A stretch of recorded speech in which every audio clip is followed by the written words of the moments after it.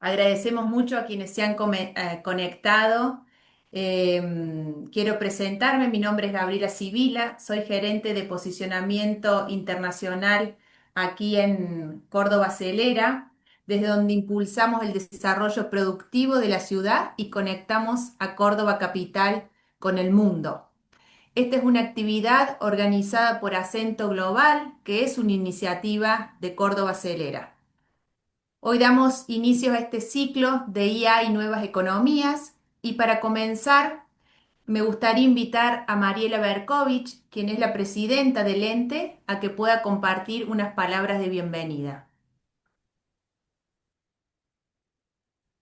Buen día a todos. Gracias, Gaby, por la presentación. Vamos a ser breve para ir a lo importante, ¿sí? Pero en primer lugar quiero agradecer a todos los presentes. La verdad que estamos no sorprendidos, pero ha tenido una muy buena convocatoria. Y esto habla de que la temática que tenemos hoy, la IA, no es solo una promesa a futuro, sino que ya está obrando sobre la productividad y el empleo. Y un poco para contar por qué traemos este conversatorio y este espacio de diálogo y reflexión, vale contar que es Córdoba Acelera. Y Córdoba Acelera es un ente autártico de la municipalidad, un ente que nace con un directorio público, pero con un board compuesto por el sector privado, que tiene herramientas que nos permiten acercarnos y y que tiene como misión principalmente impulsar el desarrollo productivo local y posicionar a Córdoba a nivel global. Yo me escucho con eco, ¿se escucha así también? ¿O no? Bueno, sigo entonces. Gracias, Esteban. Nacemos en el 2022 con estos objetivos: dinamizar los sectores estratégicos, identificar las oportunidades en los mercados globales, generar un entorno competitivo para el desarrollo del talento y las empresas. Y en este marco, una de las herramientas y programas desarrollados allá por el 2023 fue esta red de cordobeses en el exterior, bien conocida como Acento Global, este acento cordobés que nos distingue y nos diferencia, ¿sí? Pero que por sobre todas las cosas se transformó en una plataforma de internacionalización y conexión, ¿sí? Un puente que nos permitió conectar con los ecosistemas de innovación más avanzados a nivel global, facilitar la conexión con el exterior, aprender y poder tener estas instancias de transferencias de conocimiento y diálogo. Es en este marco que tenemos este ciclo y quiero agradecer profundamente a todos los cordobeses que están en el exterior, que nos permiten aprender de ellos, que nos representan a nivel global, a Esteban, que es nuestro coordinador en el exterior de esta red y además parte del board de Córdoba Acelera, y Juan, ni que hablar, muchísimas gracias por prestarnos este tiempo y permitirnos aprender un poquito más cómo el mundo y cómo profesionales que vienen trabajando este tema ven la gestión de la IA dentro del gobierno. Así que gracias, no robo más tiempo y es todo de ustedes la palabra. Muchas gracias, Mariela. A continuación quiero presentar a Esteban Mesano, quien es miembro del board de Córdoba Celera y además es líder de la red Acento Global en el exterior. Esteban reside actualmente en Suiza y acompaña este programa desde los inicios. Te damos la palabra, Esteban. Gracias, Gaby. Gracias, Mariela, por la introducción. Realmente muy contento de estar acá, abriendo este ciclo de conferencias sobre la inteligencia artificial, que es un tema realmente muy propicio para nuestra red. Como dijo Mariela, una de las actividades o de los esfuerzos que hace Córdoba Acelera o los proyectos que tiene Córdoba Acelera es esta red llamada Acento Global, que une más de 250 cordobeses en el exterior y que tiene como propósito justamente conectar a Córdoba, la ciudad, con todo el conocimiento y el talento que reside en el exterior. Con el objetivo último, por supuesto, de que nuestra ciudad sea un ejemplo de desarrollo sustentable y equidad también. Este tema de la inteligencia artificial nos pone un poco a todos en el mismo nivel y justamente indica que no hay barreras, que no hay fronteras. Es un fenómeno global que todos los estamos viviendo, todos somos usuarios de la IA, nos demos cuenta o no, es algo que ya forma parte de nuestras vidas. Y sin duda presenta grandes desafíos también, oportunidades y desafíos. En este ciclo de conferencias, justamente lo que queremos resaltar son esas oportunidades y desafíos de la inteligencia artificial, y para ello vamos a seguir un poco la estructura que tenemos en nuestra red de Acento Global, que nos hemos organizado en cuatro pilares de la economía. Y estas cuatro reuniones que tendremos dentro de este ciclo siguen a esos pilares. Eh, Hoy vamos a empezar con el pilar de la economía comunitaria y vamos a escuchar a Juan Napoli dentro de unos minutos. Y acá justamente el rol del Estado es importantísimo. La gobernanza del AI es clave. ¿Quién es dueño de los algoritmos? ¿Quién decide cómo el gobierno puede promover un uso responsable de la inteligencia artificial? Esas son algunas de las cuestiones que vamos a ver en esta parte de la economía comunitaria. Después vienen, obviamente, la economía circular, todo el tema sustentable, y ahí la IA es cuestionada, por ejemplo, por el uso intensivo de energía, pero también las grandes oportunidades que presentan en cuanto a la economía circular, a la reducción de desperdicios, e incluso se habla de que la IA puede resolver el cambio climático. Vamos a también escuchar en la próxima conferencia sobre ello. La economía del conocimiento, obviamente, es la parte digital, es central. Ya vemos cómo la IA está automatizando nuestros trabajos, no solamente trabajos rutinarios, como era al principio. Y ahí lo clave es qué pasa con la privacidad, con nuestros datos, cómo se usan esos datos, quién maneja el algoritmo. Son todas preguntas interesantes. Y por último, la economía creativa. El IA puede generar arte, es una herramienta o sustituye al hombre en ese arte o en esa creatividad. ¿Qué pasa con la propiedad intelectual, por ejemplo, de las creaciones del IA? Bueno, vamos a verlo más adelante. Hay tres grandes debates en el mundo del IA. Es justamente la gobernanza, quién decide cómo y para qué se usa la IA, quién queda afuera, quién se beneficia y quiénes son los grandes perdedores de la IA, el tema de equidad. ¿Qué pasa con el sur global? Hoy estamos representados por países de la región. Normalmente el IA y los algoritmos son de empresas de multinacionales del norte. Bueno, ¿qué pasa con el sur global? Y la agencia humana, ¿dónde ponemos el límite? ¿Cómo manejamos el IA? Son todos grandes temas de debate que vamos a ir descubriendo a lo largo de este ciclo. Este ciclo no es solamente para consumir tendencias, sino para generar un criterio propio. Y cada sesión va a ir armando un poquito el rompecabezas a través de estas 4C.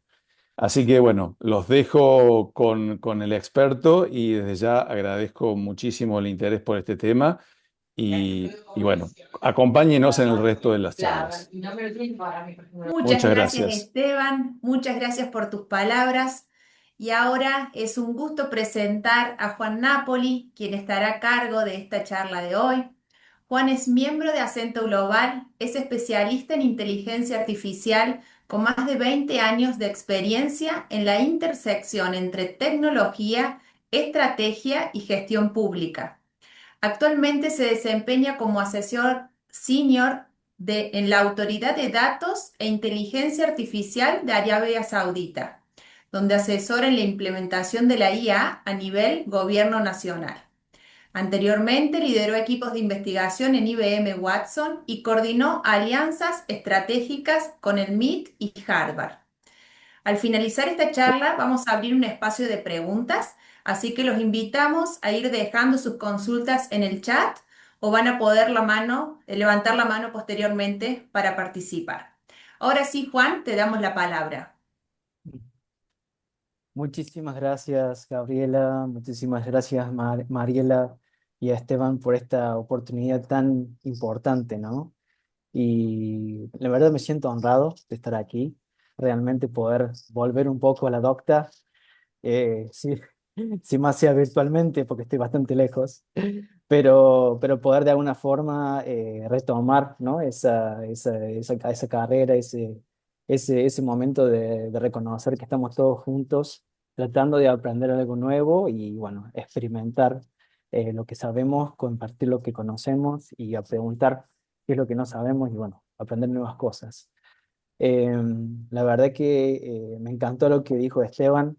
Me gustaría simplemente continuar la conversación con él enfrente de todos ustedes, porque hay tanto que discutir, tanto que digerir, tanto que aprender en este tema y está constantemente, es un tema que está constantemente cambiando. Entonces, mi tarea principal es analizar las noticias, todo lo que está pasando en el tema de IA y todos los días me sorprendo con algo completamente nuevo que cambia el panorama de juego a 180 grados.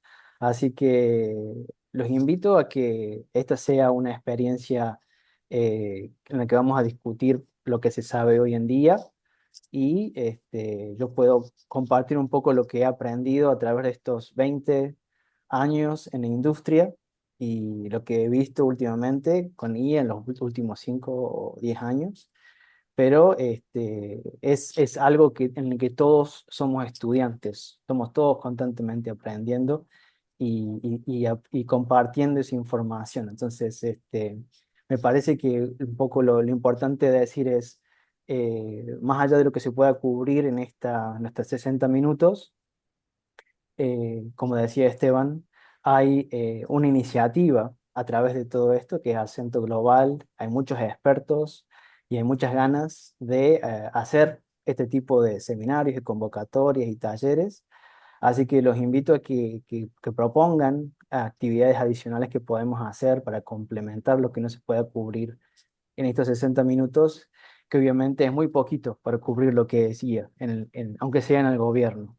Y obviamente, como decía también Esteban, hay muchos otros expertos que van a venir, muchas otras convocatorias que se van a abrir, en el que se van a discutir otros temas, así que voy a tratar en estos 60 minutos de cubrir algo relevante para la gente que esté en el área de gobierno, que esté interesada en aprender sobre el IA y por ahí si cubro temas bastante básicos que ustedes ya saben, les pido disculpas porque quiero asegurarme que todos llegamos al mismo nivel de entendimiento y les prometo que esta no va a ser la última vez que nos encontramos, van a haber más sesiones y con las preguntas que recibamos de ustedes vamos a poder ajustar un poco la puntería y definir cuáles son las áreas en las que deberíamos ahondar y dar charlas adicionales. Eh, ya con esa introducción, me gustaría pasar a presentar, a compartir mi presentación. No sé si se puede ver. ¿Pueden ver la presentación? ¿Sí? ¿Todo bien? Bueno, como todos han dicho ya, mi Se ve nombre es... perfecto. perfecto, bueno, genial. Gracias. Mi nombre es Juan Pablo Napoli, obviamente cordobés.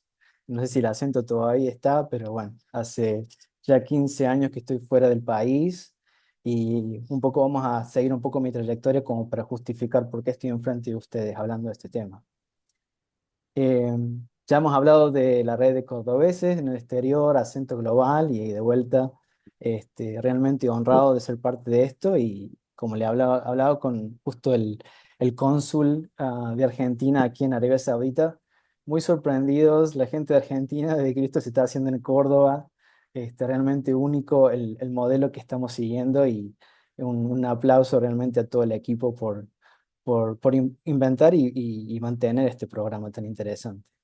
Hoy vamos a hablar un poco en cómo el IA se puede utilizar para mejorar la gestión de gobierno y asegurarnos que fortalecemos esa colaboración humano-máquina. Seguramente la mayoría de la gente aquí ya está trabajando con IA a nivel personal, quizás a nivel laboral, explorando distintas tecnologías.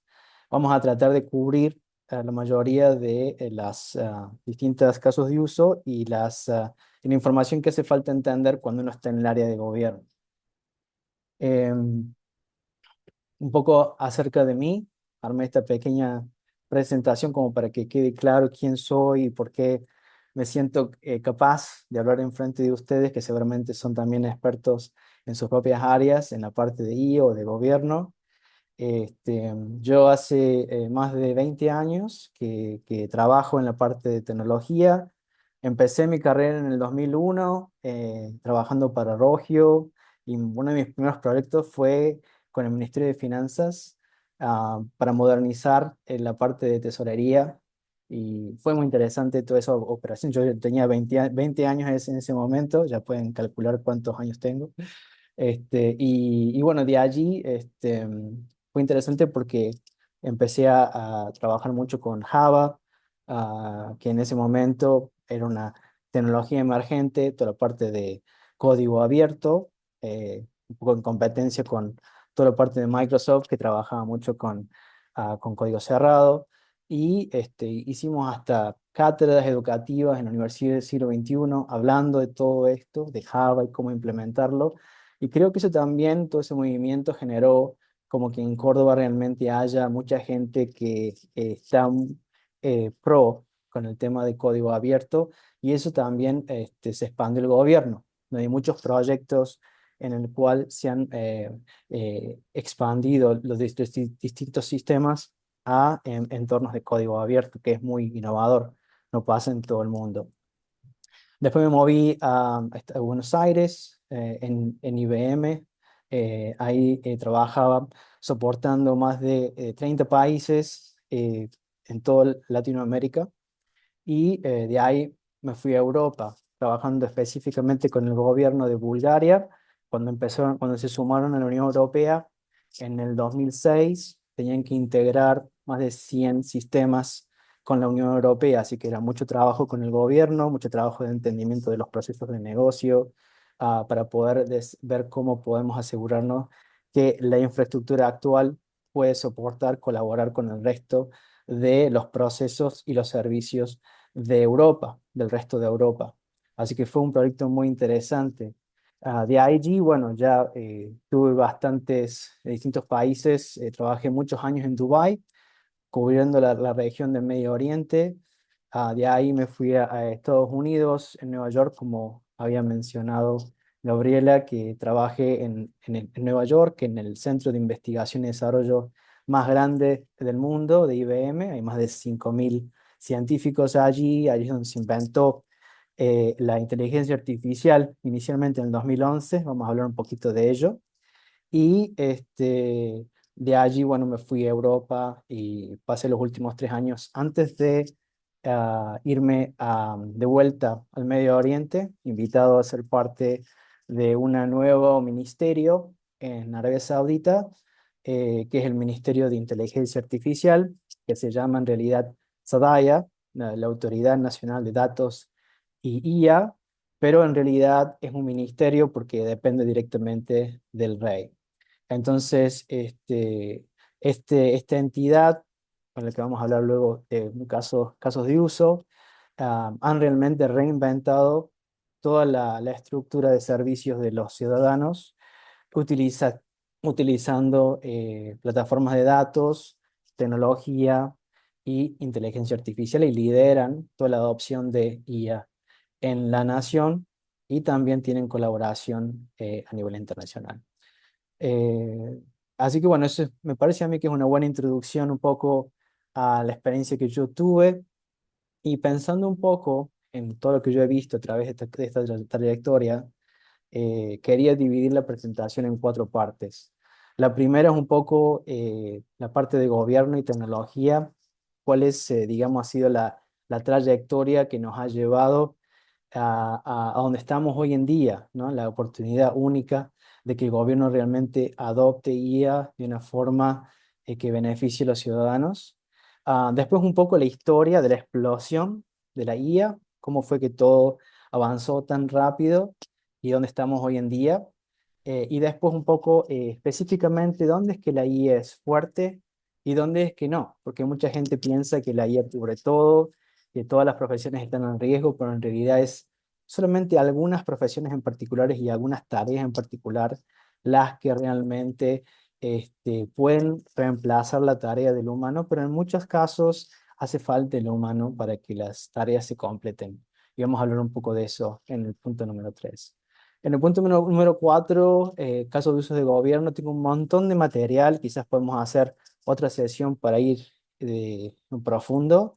Vamos a cubrir 4 países principales, obviamente Arabia Saudita, todo lo que ha pasado allí, en los Emiratos Árabes, también una de las potencias número 1 en la parte de e-services, después Singapur y Estonia, también 2 países muy interesantes. No van a ver Estados Unidos ahí porque realmente Estados Unidos no está haciendo muy bien las cosas en la parte de digital services, la parte de servicios a los ciudadanos. Si bien obviamente tienen el sector privado muy bien estructurado para avanzar en la parte de IA, todavía hay un problema de fricción de adopción. Pero bueno, me parece que son casos de uso muy interesantes, son los casos de uso que utilizamos nosotros en el gobierno para evaluar qué dirección tomar, son los países generalmente que están liderando en esta área. Bueno, sin más, vamos a pasar al contenido de la presentación. Un poco para darles un panorama de lo que van a ver. Van a ver muchos gráficos, porque bueno, la idea es que todo el mundo los pueda entender y muchas veces la información es tanta que es difícil simplificarla con palabras. Entonces, elegí traer un montón de gráficos a la presentación. Después seguramente vamos a compartir el link, así que si quieren utilizar estos gráficos, sienten libres de reutilizarlos, de repasarlos. Y bueno, vamos a ir aumentando el material a través de otras charlas en el futuro. En la primera sección, me gustaría hablar mucho del gobierno y la tecnología. ¿Cuál es la relación entre el gobierno y la tecnología? Siempre hubo una fricción que lo vimos en más de 50 años y vamos a entender un poco ahora por qué esa fricción está desapareciendo hoy en día y por qué la oportunidad es tan grande para el gobierno, ¿no? Y bueno, esto empieza un poco casi 50 años atrás, ¿no? Cuando empezamos a ver el uso de tecnología para los distintos casos de uso y los distintos modelos de servicio al ciudadano. Inicialmente con los mainframes, yo trabajé en IBM por más de 20 años, así que hablo mucho de IBM en las presentaciones. Discúlpenme por ser bias con respecto a ello, pero obviamente IBM tiene una trayectoria, ¿no? Ha sido la primera compañía que realmente expandió a nivel mundial y especialmente en Argentina tiene una presencia muy grande, especialmente en Argentina teníamos la base principal de todo Sudamérica. Y bueno, lo interesante a través de los mainframes fue que trajo esas ventajas de tener todo centralizado, en el cual teníamos alto nivel de confiabilidad. 5 nueves, o sea que es digamos, el 99.999 es el uptime, el tiempo en el cual estos servidores siempre están funcionando bien. Solamente hay menos de 1% de que se pueden llegar a caer. Obviamente las razones y las limitaciones de este tipo de sistemas con las terminales tontas que ustedes ven allí es el hecho de que, bueno, obviamente estás atrapado con un proveedor que puede cambiar el precio en cualquier momento. Y les voy a decir por qué paso tanto tiempo en esto, porque es una situación que ahora es muy familiar para todos ustedes con respecto a lo que está pasando con IA. Hoy en día IA actúa exactamente como el mainframe. Todos tenemos terminales tontas que no saben qué hacer, que llaman por a través de una API, una llamada de la web, a un servidor que tiene este IA y estamos atrapados en el modelo de negocio, en las capacidades ofrecidas por estas entidades como ser OpenAI, ChatGPT, Cloud y otros. Y entonces por eso es que me pareció interesante hacer un paralelismo y lo vamos a ver qué tan similar es el paralelismo mientras vamos avanzando. Obviamente, acá estamos un ejemplo, ANSES, los registros provinciales, todos trabajaban en mainframe y seguramente todavía hay muchos mainframes en Córdoba, si bien Córdoba ha avanzado muy rápido en la parte de diversificación y descentralización.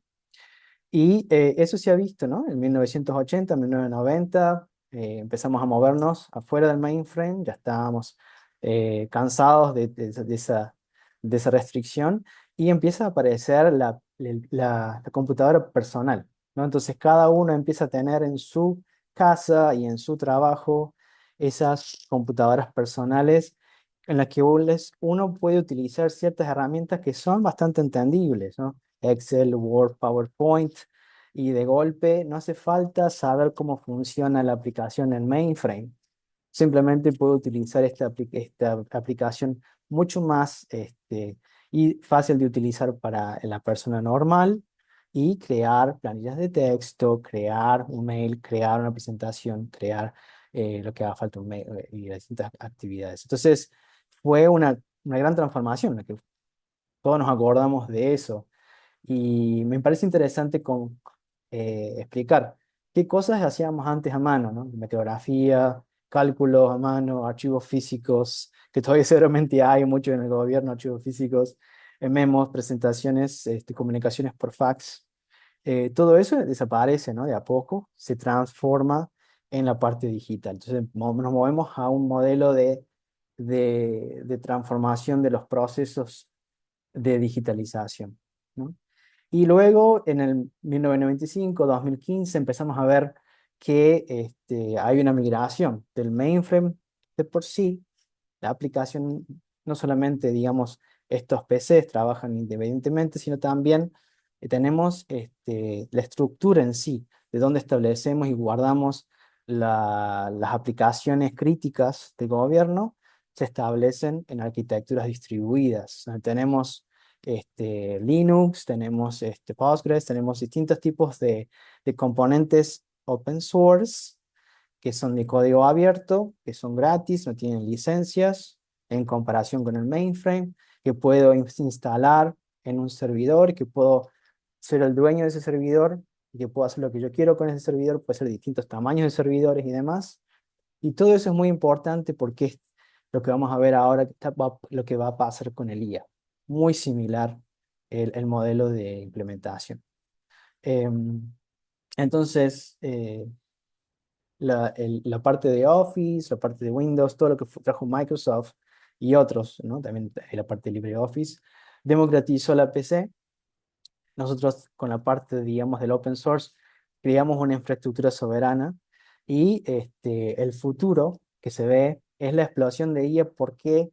Porque hicimos esas dos cosas anteriormente. Entonces, tenemos un terreno fértil ahora que ya estamos acostumbrados a trabajar con una herramienta personal, como hacer la PC, como hacer herramientas de Office, y que tenemos la capacidad de establecer infraestructuras soberanas a través de open source, y eso crea ya una gran oportunidad para el IA.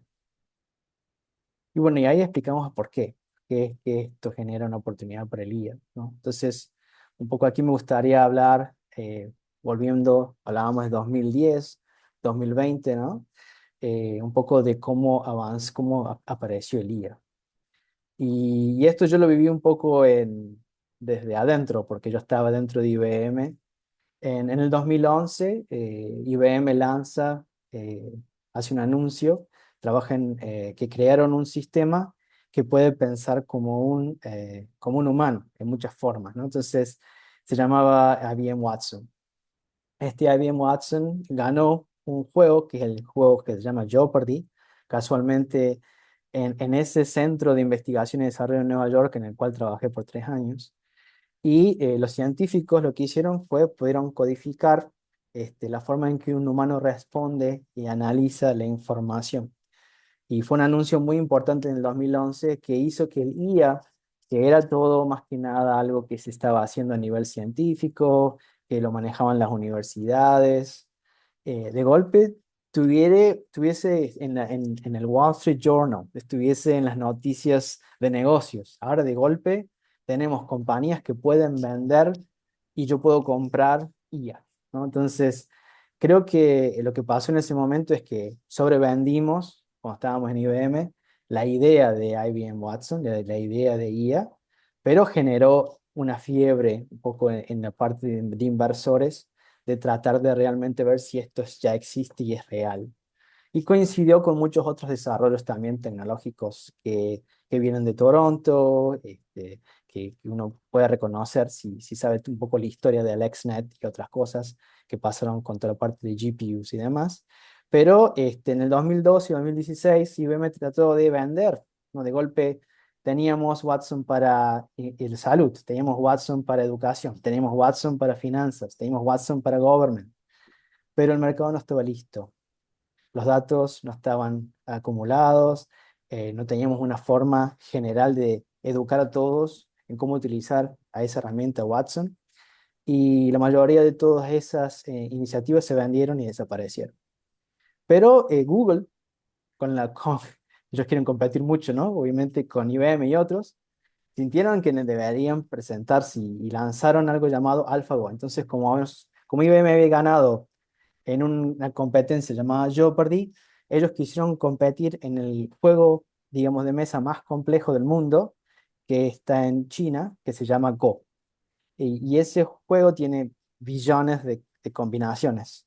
Y lograron crear una aplicación dentro de DeepMind que ganó al campeón mundial de Go. Y eso fue un shock para China. De golpe China se dio cuenta de que en Estados Unidos podían crear una IA que podía vencer a algo tan soberano como el juego de Go que ellos vienen jugando hace miles de años. Y eso lanzó también una fiebre en la parte de China de invertir en IA. Entonces, de golpe, Google ya se mandó al mercado tratando de implementar cosas con IA, China también, y esto despertó la necesidad de competir con Google, que se veía que estaba como el único líder en el mercado a nivel internacional, y se crea, digamos, Elon Musk trae a Sam Altman, que trabajaba en Y Combinator, una compañía de parte de startups, y lanzan como una competencia de Google que se llama OpenAI, que supuestamente va a ser código abierto, va a ser open source, va a ser simplemente enfocándose en que siempre respete el humano, que no compita a nivel comercial.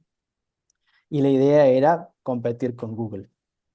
Y en el 2022 lanzan ChatGPT.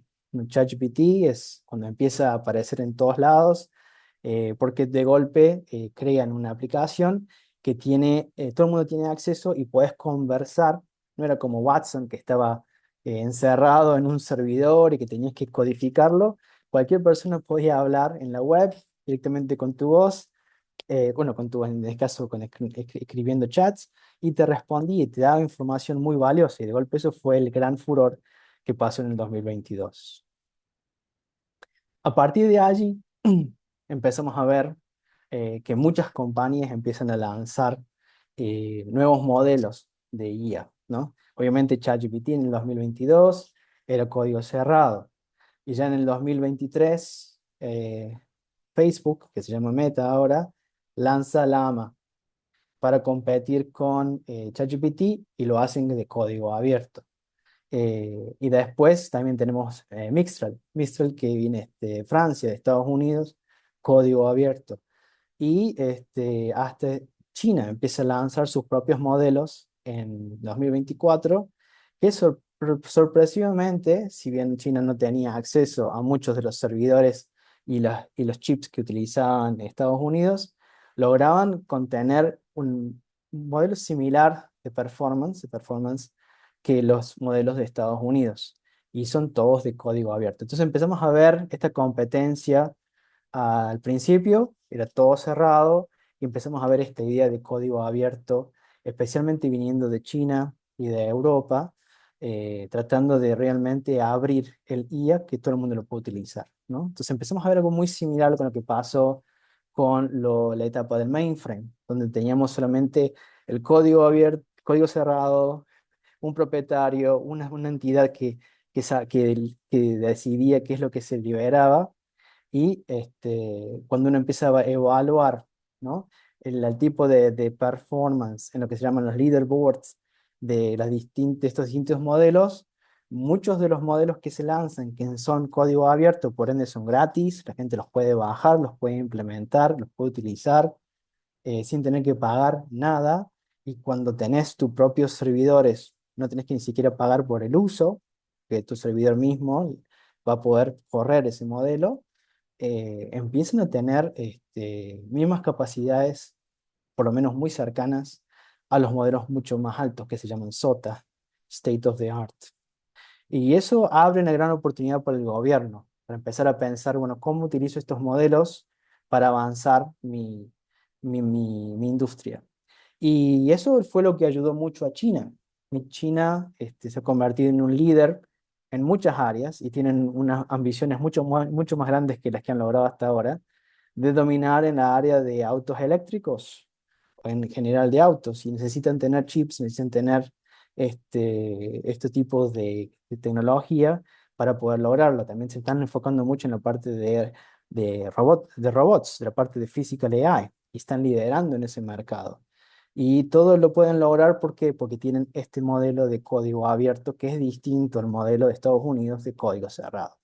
Entonces, vemos ya un caso de éxito a nivel gobierno, en el cual si el gobierno soporta a entidades locales con fondos para que ellos puedan crear sus propios modelos de códigos abiertos, el gobierno en sí, el Estado, se beneficia por esos modelos, y el país en sí crece a nivel internacional. Entonces, de golpe, qué interesante, ¿no? Lo que estamos viendo a nivel global.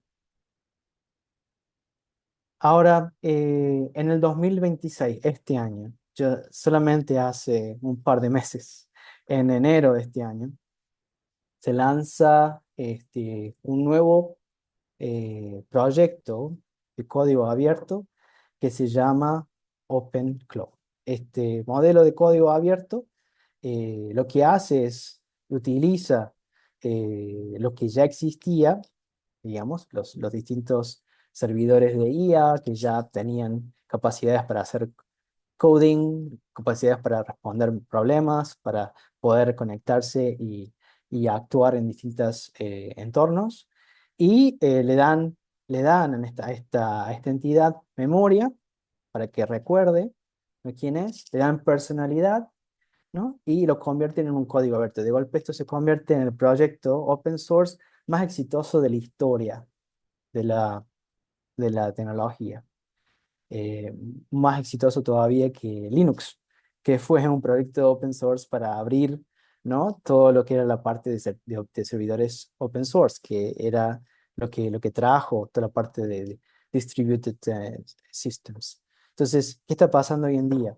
Que todo el mundo puede bajarse este proyecto de código abierto y tener un agente en tu computadora que te hable en voz natural, que puede interactuar contigo, que puede recordarte, que puede tener personalidad, que puede llegar tareas y que puede operar como una persona en la computadora, hacer todo lo que uno hace, acceder a un sitio web, registrarse en un banco, hacer operaciones y transacciones financieras, crear una presentación, hacer todo lo que una persona podría hacer en una computadora. Este agente lo puede hacer. Es tan exitoso que Nvidia, que es una de las compañías más valuadas a nivel mundial, trillones de dólares, ha decidido 100% avalar a esta tecnología y lanzar junto con esta tecnología abierta un modelo de industria. Entonces ya hay mucha gente de industria que está empezando a adoptar este modelo de OpenClaw, que serían los agentes, la idea de tener agentes que hacen cosas por uno. Entonces, si uno se pone a analizar lo que dijimos antes, ¿no? En el 1980, 1990, la revolución del PC. Nos movamos afuera de los mainframes y a las PCs individuales. Cada uno tiene su propia PC con su propia configuración, con sus propios datos y demás. Y ahora vemos lo mismo. Del 2022 al 2026, nos movamos de la nube de GPT, de la IA, a la democratización, donde tenemos en cada computadora, podemos bajarnos un agente que hasta puede bajar un modelo local en tu computadora y lo puede correr y puede hacer las actividades que uno quiere, ¿no? Obviamente los modelos son pesados, entonces uno debería tener una computadora un poquito fuerte, pero también hay modelos livianos para hacer tareas sencillas. Entonces empezamos a ver esta democratización del uso de los agentes que se pueden utilizar ahora en cualquier computadora.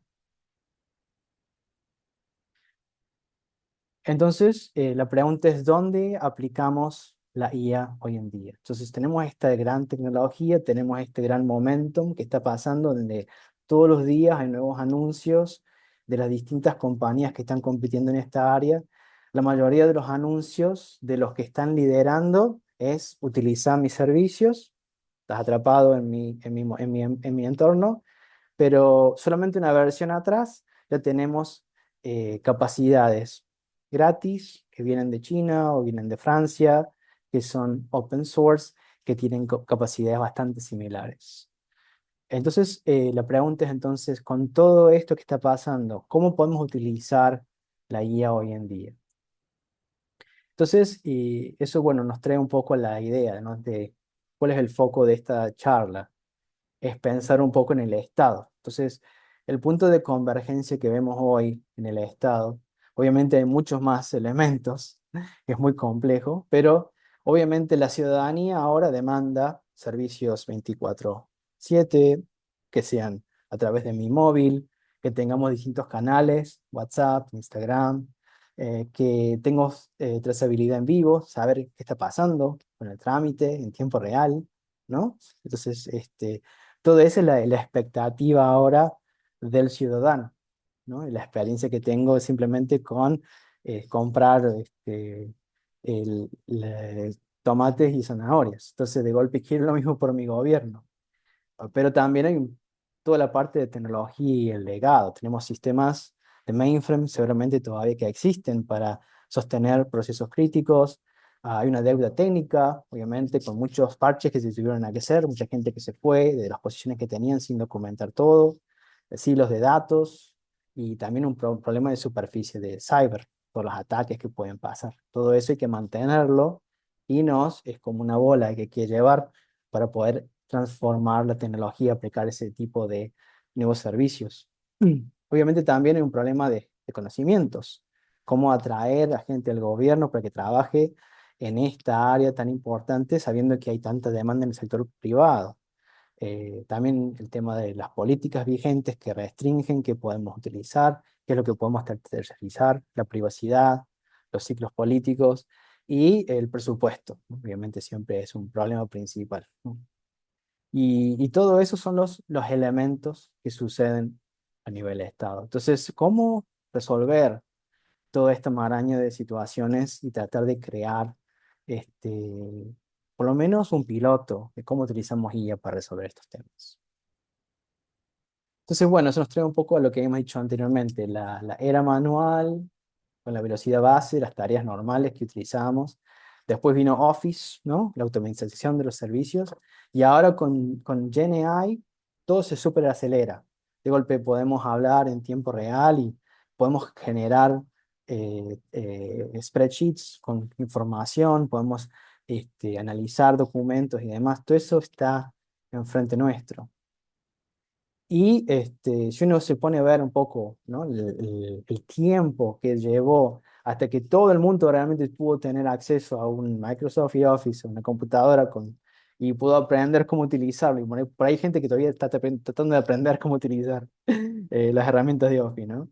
Pero uno compara eso con la IA generativa y qué tan rápido se adoptó, y más aún los agentes, ¿no? Qué tan rápido se están adaptando. Estamos viendo que hay como una divergencia, que en realidad la IA se va a adoptar muchísimo más rápido, más efectivamente que las otras tecnologías que hemos visto anteriormente. Y eso es porque obviamente no hay que aprender un software complejo, no hay que aprender PowerPoint, no hay que aprender Excel, macros, Photoshop, no hay que tener licencia y todo eso, y ser un desarrollador, por ejemplo. Hoy en día, simplemente hablando en tu idioma nativo, puedes crear una presentación, realizar una planilla de cálculo, crear una imagen, producir un video. Todo eso parece mágico, ¿no? Y de golpe uno crea la imagen en su mente, bueno, de golpe puedo hacer todo con IA, ¿no? Es realmente ya, me va a reemplazar a mí, va a reemplazar a mi colega, va a reemplazar a muchas cosas que hago. Pero la realidad es que no es tan simple, ¿no?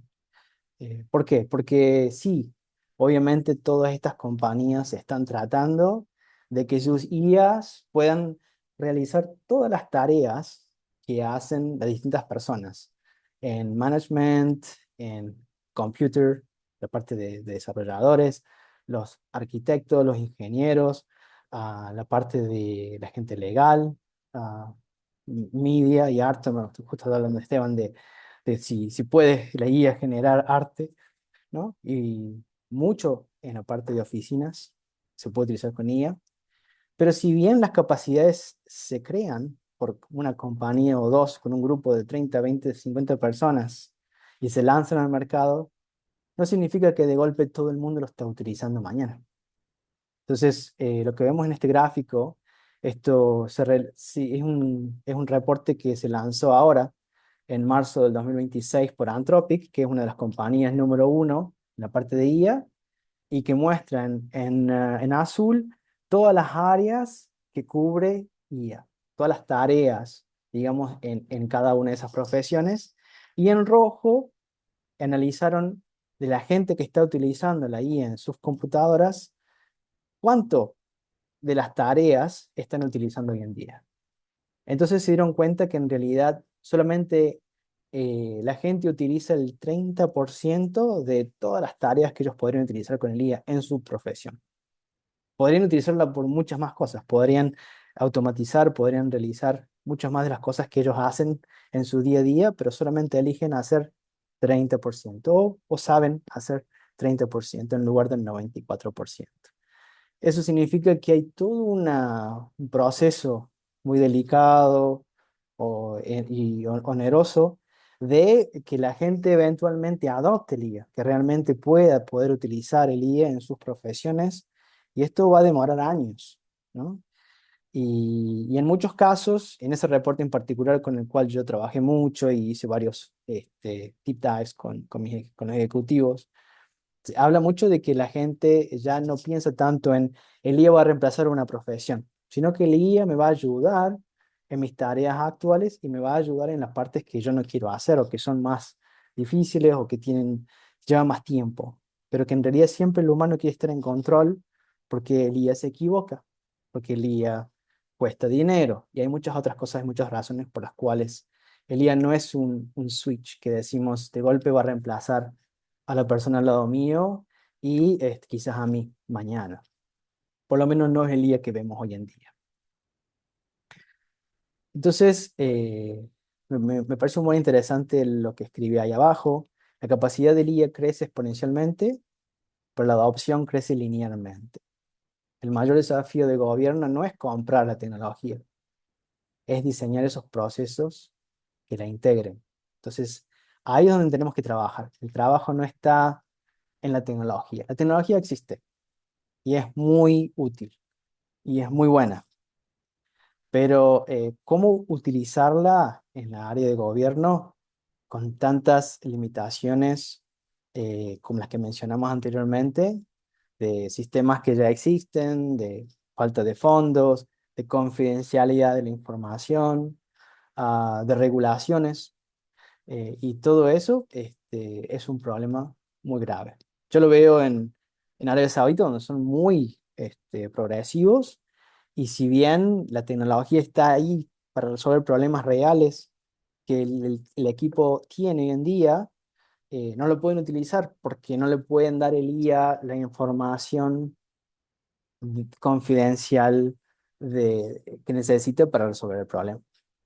Y eso es un problema bastante serio. Entonces, Este, un poco para ir a tierra, ¿dónde es que la IA realmente brilla? Eh, Acá hay una lista larga de cosas. ¿Y dónde es que la IA falla?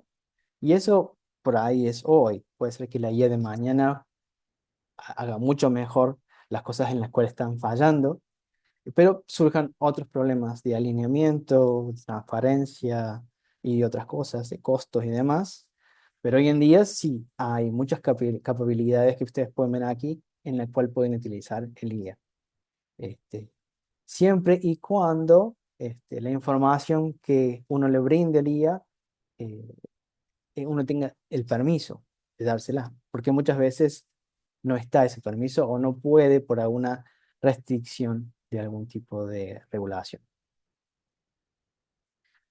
Cuando hablamos entonces de adoptar el IA, eh, obviamente no hay una sola forma de utilizar el IA. Eh, Hay distintos casos de uso. O sea, por ejemplo, si tenemos redes sociales municipales, responder preguntas a ciudadanos, eso lo podemos hacer con el IA que ya existe, el de OpenAI, ChatGPT, el de Google, Gemini, Anthropic Cloud. Podemos utilizar el IA para crear un post que va a ir en nuestro sitio de Instagram o de x.com. Podemos crear un brochure. Toda esa información pública, el IA uno tiene permisos para utilizarlo y tengo bastante experiencia trabajando con el equipo de comunicaciones para crear eventos, para promover eventos, para analizar cómo están, cuál es la performance de nuestros canales sociales y todo eso está permitido con el IA. Existe el de nube. Pero ya cuando empezamos a movernos a datos un poco más restrictivos para asistir a los empleados públicos, ¿no? O para atender atención de ciudadanos que han compartido datos personales, o la parte de seguridad pública, expedientes judiciales. Bueno, distintos casos de uso va a requerir una configuración distinta también de la infraestructura que uno elija. Entonces sí hay distintos tipos de IAs. Están los IAs públicos, que están como el mainframe de antaño, disponibles, quizás por $20 al mes, y uno puede hacer un montón de casos de uso hoy. La privacidad es baja, ¿no? Y hay casos de uso en el cual uno tiene que tener un entorno cerrado y, bueno, solamente que todo se procese adentro de ese servidor, y el IA existe que cubra esas capacidades. Entonces, todos los distintos tipos de IA ya existen hoy en día y van a seguir avanzando, van a ser mucho más efectivos en el futuro. Por ende, cualquier tipo de caso de uso que uno imagine se pueden utilizar hoy en día con IA. Simplemente de definir cómo lo implemento. Y muchas veces ya hemos creado la infraestructura necesaria con todo lo que hemos hecho antes de movernos del mainframe a un entorno distribuido, y ya tenemos nuestra propia nube y ya tenemos nuestros propios servidores. Simplemente hay que montar el EI en un entorno obviamente seguro y proveerle la información necesaria, y ya podemos empezar a utilizar esta tecnología que está disponible. Entonces, tres cosas que es importante llevarse es, lo primero, el lenguaje natural elimina esa barrera técnica que existía antes. Siempre estuvo esa pelea entre la gente que habla tecnología y la gente que habla el lenguaje del gobierno, ¿no? Sea la parte regulatoria, legal, de procuración y demás. Y era muy difícil entenderse. Hoy en día todos hablamos el mismo idioma. Entonces eso hace que todo sea mucho más fácil.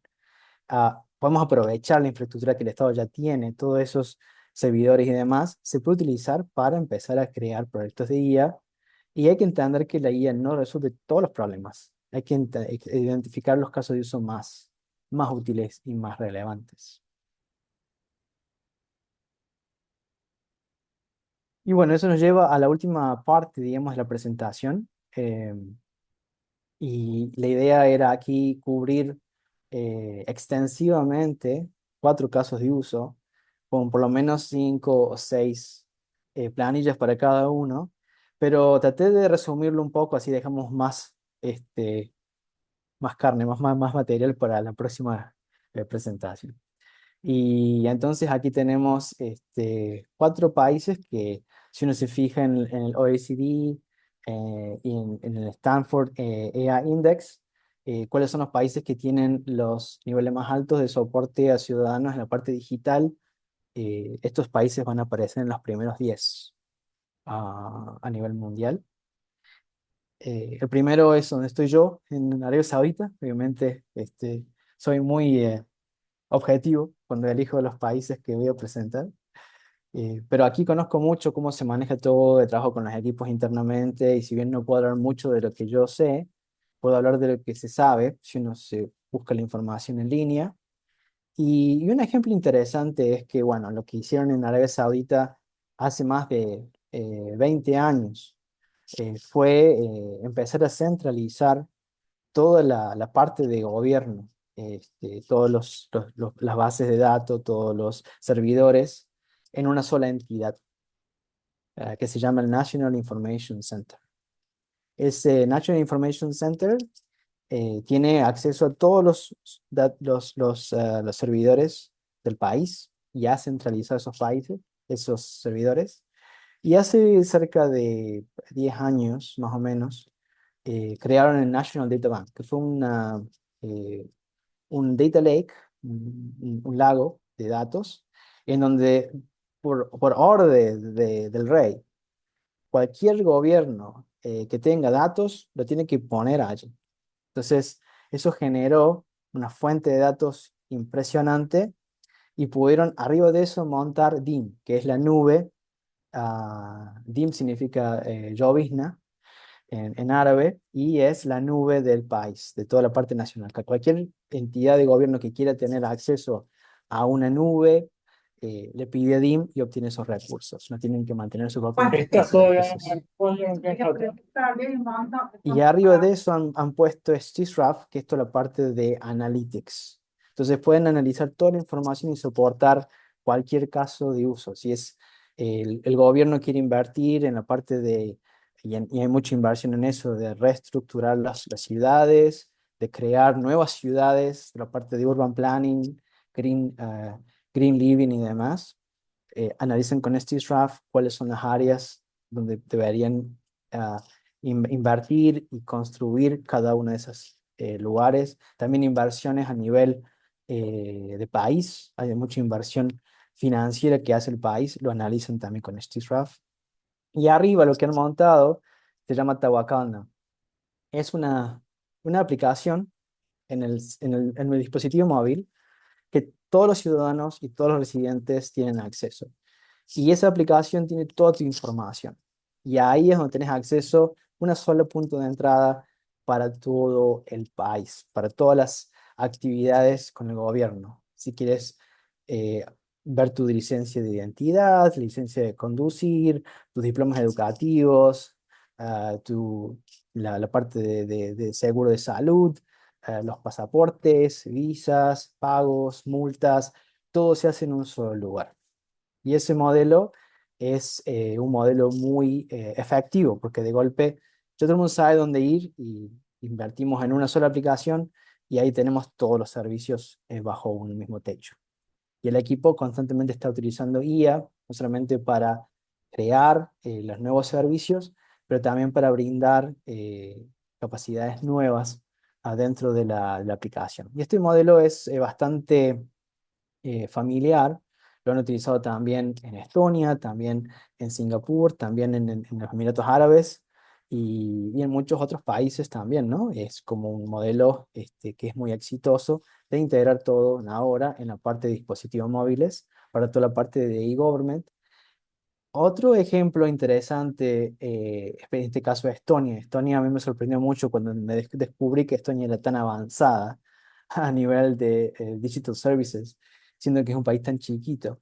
Pero ellos realmente están liderando y han sido un poco los que los han guiado a la gente en Arabia Saudita en cómo avanzar y cómo adoptar la parte de IA y datos dentro del gobierno. Y ellos se han movido de un modelo tradicional, donde tenían un solo megabot de IA, a distintos megabots especializados en cada uno de los ministerios, este, con un protocolo común, código abierto, cada institución mantiene el control, y es un modelo de red federada, que es muy interesante de explorarlo y también hay mucha más información que puedo compartir luego. En los Emiratos Árabes, ellos fueron uno de los primeros en lanzar su propio IA, que se llama Falcon. Es uno de los mejores, si bien ahora ya los chinos lo sobrepasaron, pero uno de los mejores Large Language Models o modelos de IA en árabe, y lo han integrado con YouAsk, que es un chatbot federal que lo utilizan todos los ciudadanos para preguntar cosas, ¿no? Y está integrado también en su super app que se llama Dubai Now o TAM, dependiendo en qué ciudad estás, si estás en Dubai o en Abu Dhabi. Y está todo integrado con el despliegue federal y los parámetros dentro de la parte de implementación, y es todo open source. Así que bueno, es muy interesante ver que en esta parte del mundo hay mucha inversión y mucho desarrollo en esta área.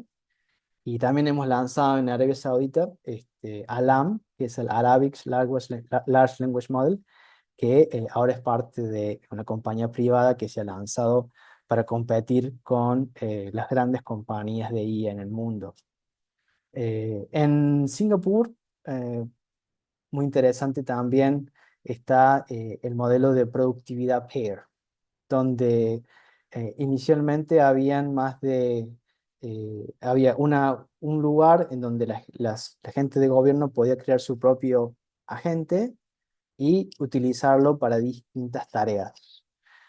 Y ahora tienen, digamos, está todo centralizado en la parte de governance con AI Verify, que es un framework abierto que se puede utilizar en otros países también. Entonces, Singapur está liderando en la parte de adopción de IA, y ellos también han sido uno de los primeros en crear lo que se llama un sandbox, que es como una caja de arena para que la gente juegue con el IA, especialmente en lo que es la parte de finanzas.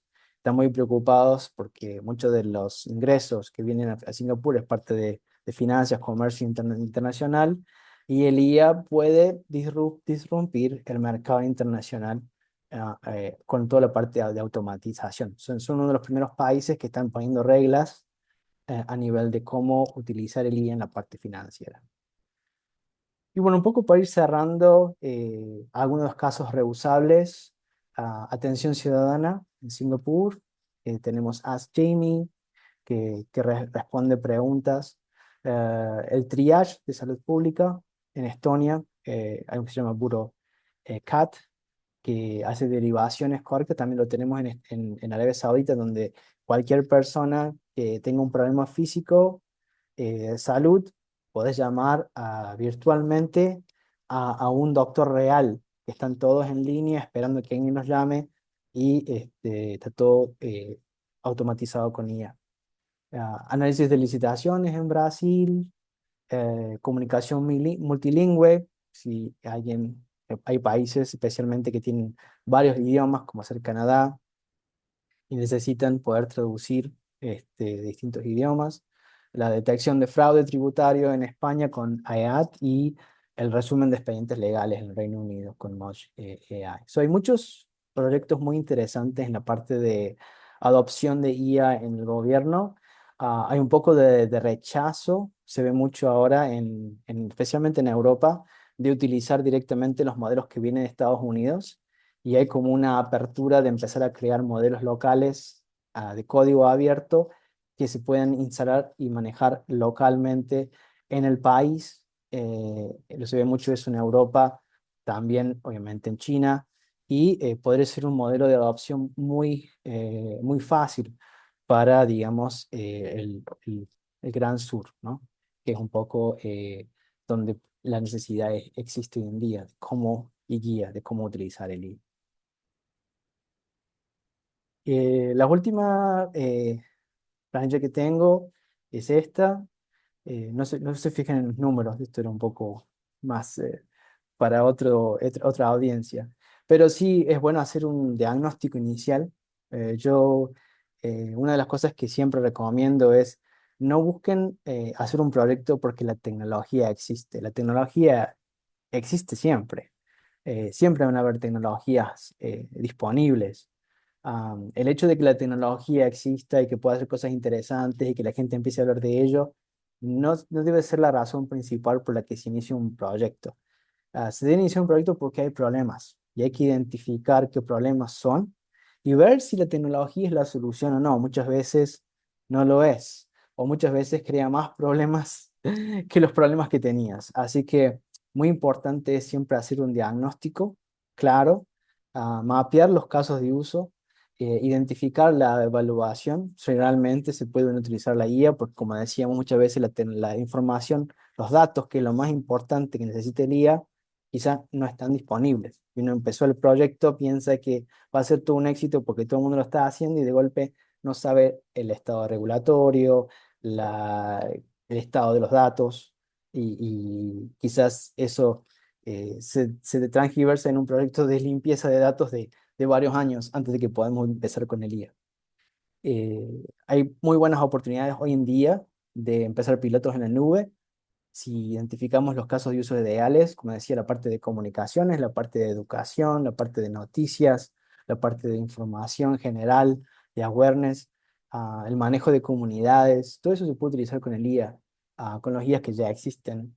Y se pueden empezar pilotos muy rápidos en on-prem, en sus propios servidores o en sus propias computadoras. Hoy en día, si uno tiene una computadora un poquito poderosa, por $3.000, $2.000, ya puedes instalar uno de los modelos más avanzados y puede hacer coding, puede crear sitios web, puede crear, hacer todo un pen testing, toda la parte de seguridad de tus sitios web para ver si realmente están protegidos.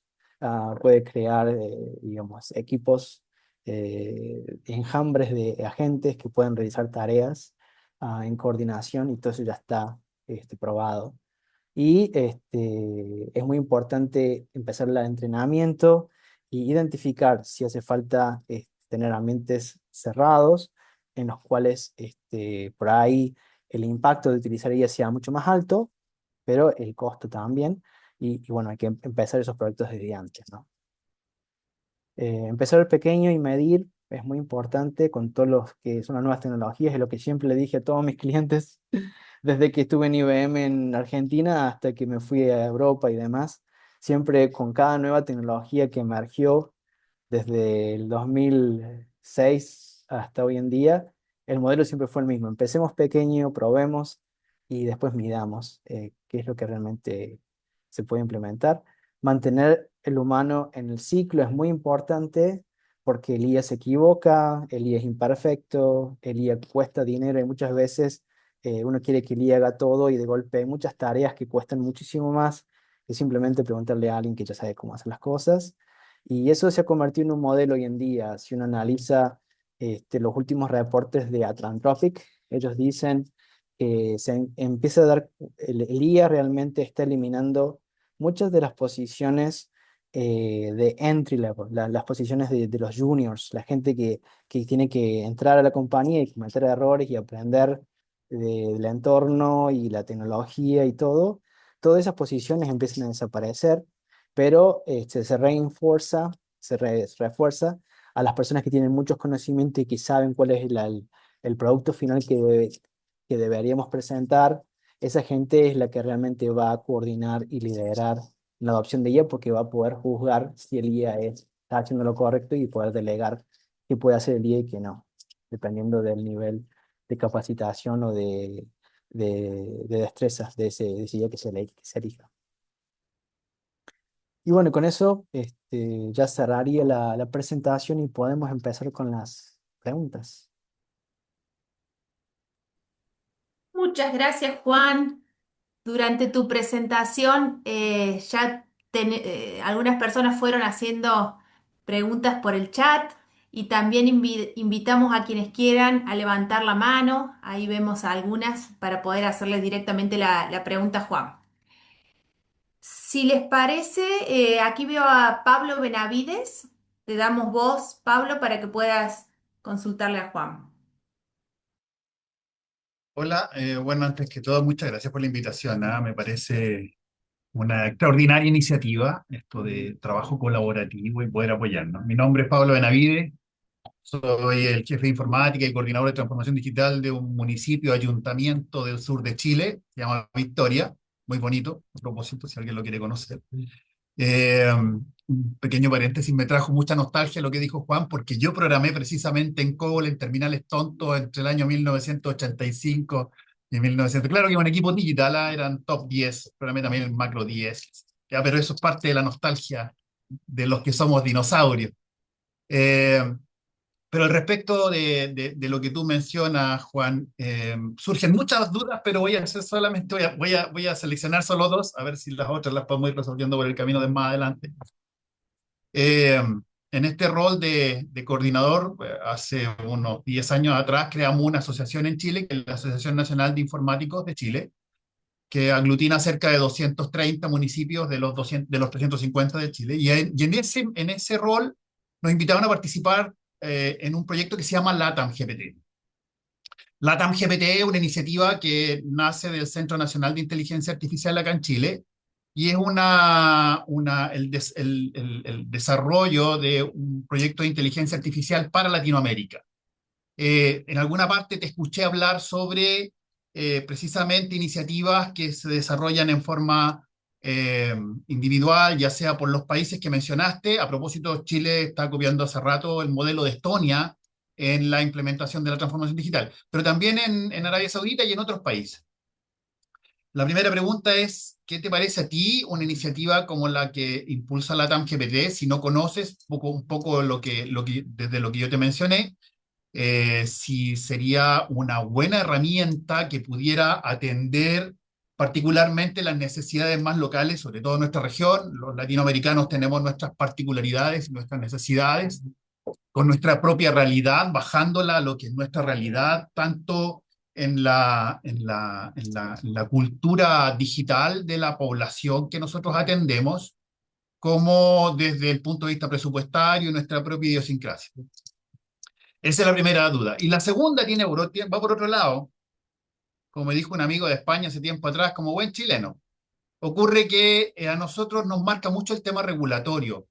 Chile ya desde el 2021 trae una política nacional de inteligencia artificial. Hay un proyecto de ley actualmente en el Congreso que fue aprobado por la Cámara de Diputados, pero falta la otra parte que es el Senado, que nace de esta política nacional de inteligencia artificial, que tiene que ver un poco con hacer un esfuerzo para no caer en un problema de descontrol del uso de herramientas, porque de repente nos fascinamos mucho escuchando todas las virtudes y las grandes capacidades que tiene el uso de nuevas tecnologías, y la alargamos al público y de repente nos damos cuenta que se sale de control porque empiezan a aparecer problemas. Por ejemplo, nos pasa de hecho, LATAM GPT nace un poco de esto, porque recuerden que LATAM GPT lo impulsa el CENIA, y el CENIA nace de un impulso hecho por universidades, por el mundo académico, por la Universidad de Chile, la Universidad Católica, la Universidad de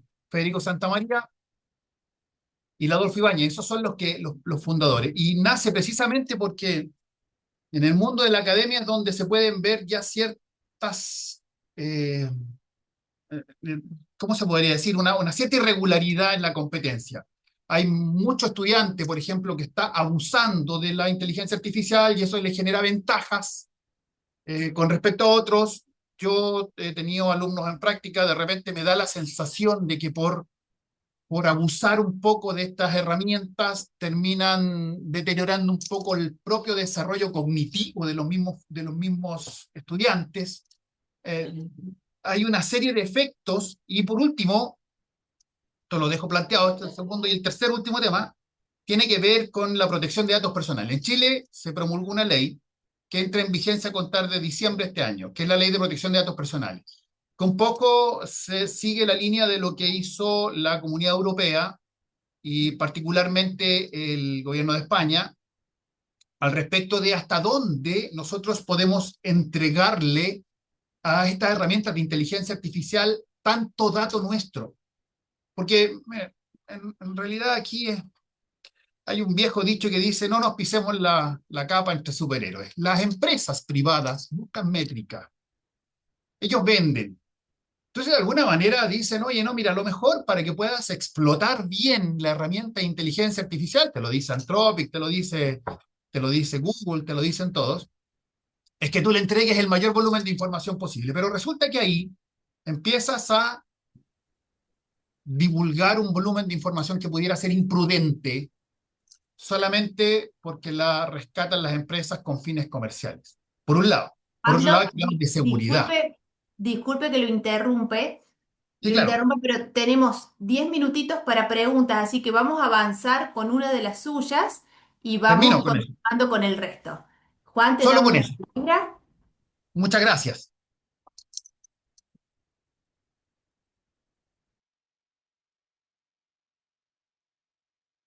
¿Me escuchan? ¿Sí?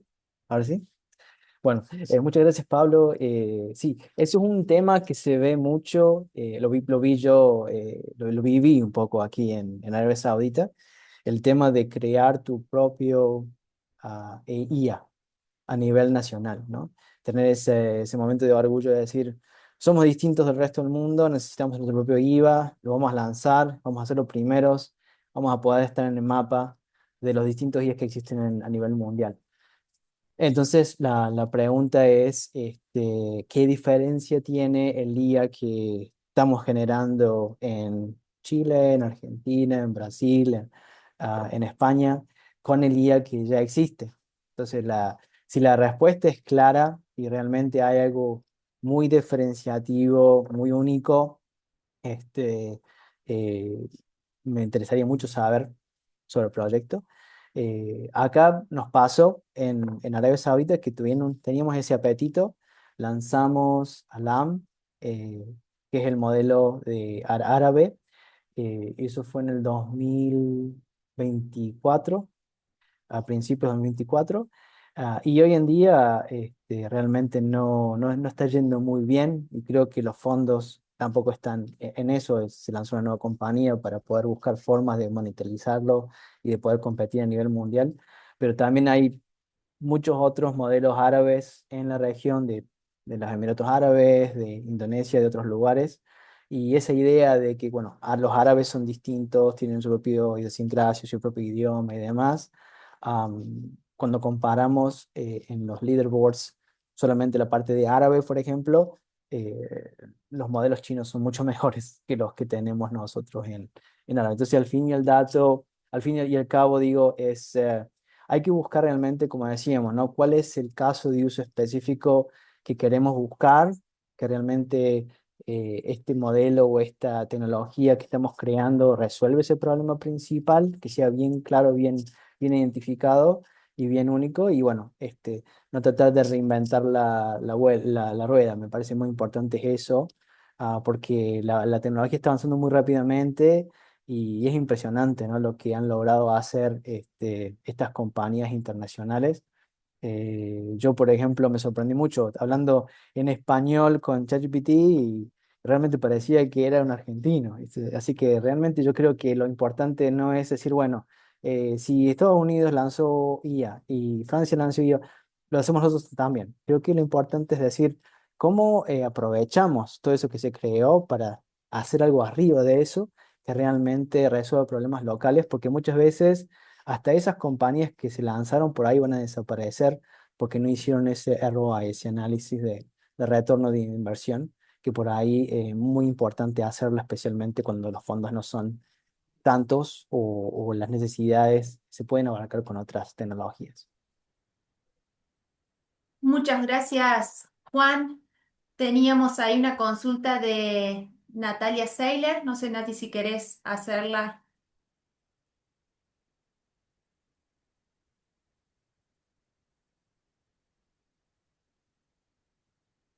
Bueno, la comparto porque estaba en el... Ahí, Nati, te vemos si querés desmutearte.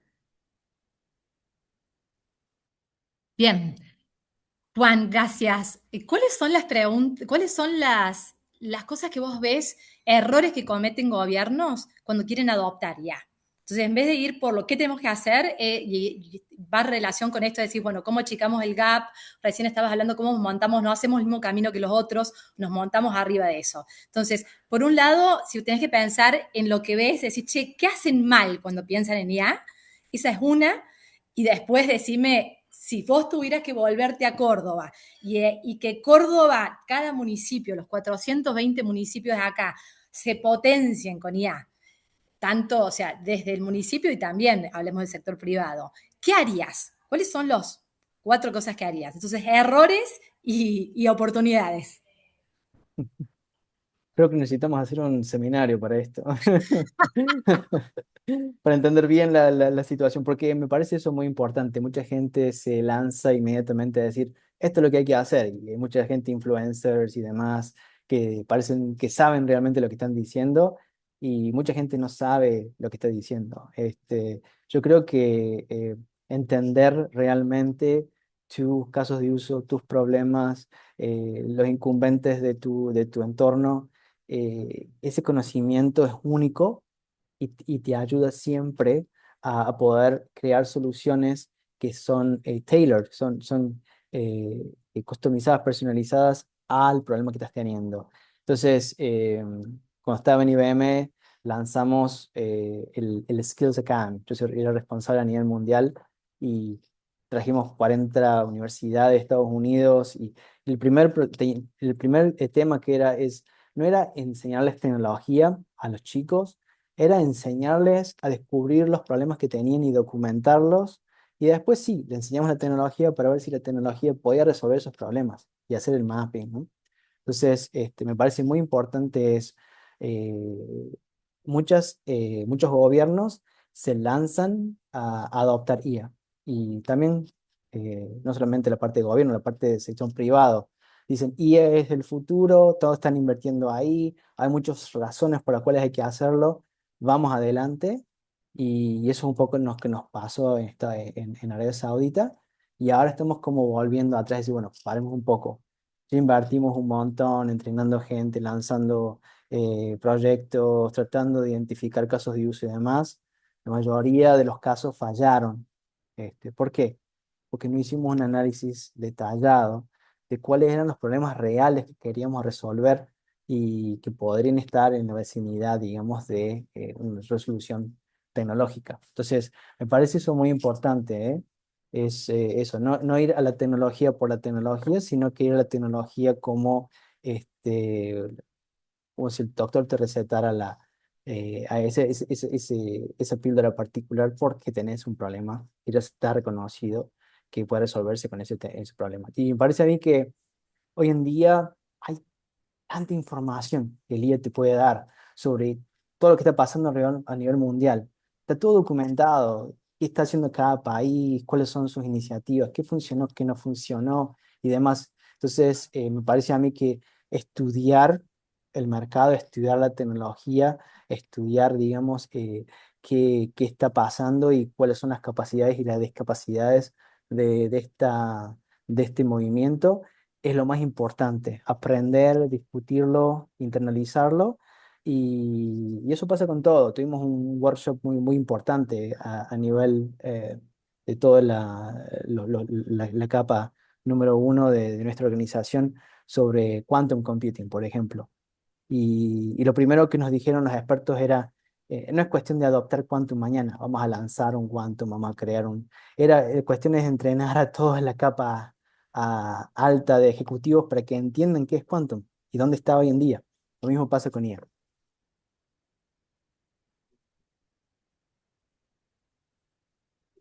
Perfecto, Juan, te comparto otra que estaba en el chat de Raúl Vargas. ¿Qué tipo de garantías tienen estos sistemas open source a la hora de tener protocolos estandarizados internacionalmente, ya que se da por sentado que un hacker puede conocer vulnerabilidades justamente por ser open source? Claro. Muy buena pregunta esa. Y open source es muy grande, ¿no? El ecosistema de open source. Hay cosas muy establecidas que están utilizadas en entidades o servidores en el espacio que corren open source. Hay cosas que son mucho más nuevas y que potencialmente tienen hasta comandos intrusivos, como ser esto de OpenClaw que hablaba, que es muy nuevo, y si uno se baja los plugins incorrectos, pueden tener código malicioso. Entonces, lo importante es, bueno, si uno quiere adoptar open source, hay una comunidad muy grande, hay productos maduros y productos no tan maduros que pueden tener vulnerabilidades, y hay que elegir, ¿no? Qué tipo de productos adoptamos basados en el caso de uso. Si es un caso de uso serio, delicado, de un sistema crítico de gobierno, obviamente vamos a ir a todo lo que es la parte mucho más probada, mucho más establecida, quizás con vendedores como Red Hat que proveen servicios arriba, digamos, del open source para asegurarse que no hay nunca fallos. Y si es una prueba de concepto con algo que puede fallar, podemos probar la tecnología nueva. Muchas gracias, Juan. Si te parece, vamos con la última pregunta que dejó acá Paula Azteco. Cuando decís que Falcon es adoptable por Córdoba, puntualmente, ¿a qué te referís y qué ruta de acciones debería seguirse para ello? Excelente, sí.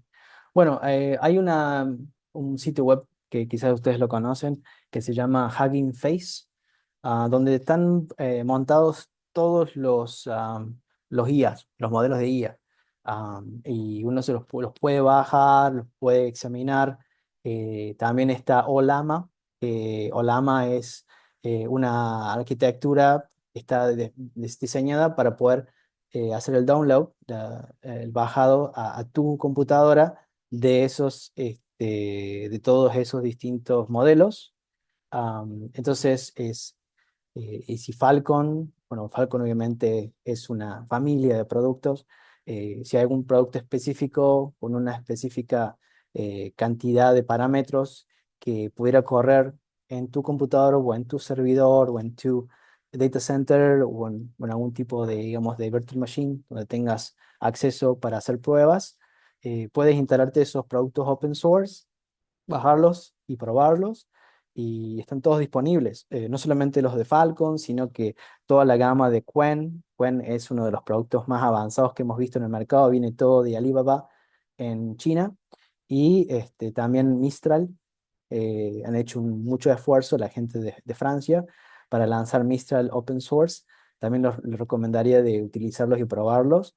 Y siempre depende un poco del caso de uso, como decíamos, ¿no? Hay casos de uso en el cual, por ejemplo, encontramos nosotros que Qwen, especialmente la de Alibaba, es muy bueno en árabe, y quizás superior muchas veces a los modelos privados de ChatGPT y otros. Y elegimos ese modelo porque nos servía. Por ahí en nivel español hay otros que son más relevantes, pero siempre en Hugging Face tenés todos los leaderboards, tenés lista de todos los modelos, dependiendo en categorías, idiomas, coding, healthcare y otras cosas, y encontrar el que te gusta probar, bajarlo y crear tu propio stack de IA. Muchas gracias, Juan. Ya estamos llegando al tiempo límite de nuestro encuentro. Voy a invitar nuevamente a Esteban para que pueda dar unas palabras de cierre. Gracias, Gaby. Dos palabras muy rápido para cerrar. Primero, Juan, yo estoy acá, como dijo Gaby, en Suiza y estoy expuesto a innumerables presentaciones sobre IA todo el tiempo y de consultores que son carísimos, que dan presentaciones que cuestan muchísimo. La que has dado, te digo que está a nivel internacional, que supera esas presentaciones que yo he recibido y hemos tenido la suerte de tenerla gratis, y eso habla del talento que tenemos los cordobeses desparramados por el mundo. Así que increíble, lo didáctica, lo completa y lo innovativa y lo clara de tu presentación. Así que ese es el primer comentario. Así que nuevamente muchas gracias.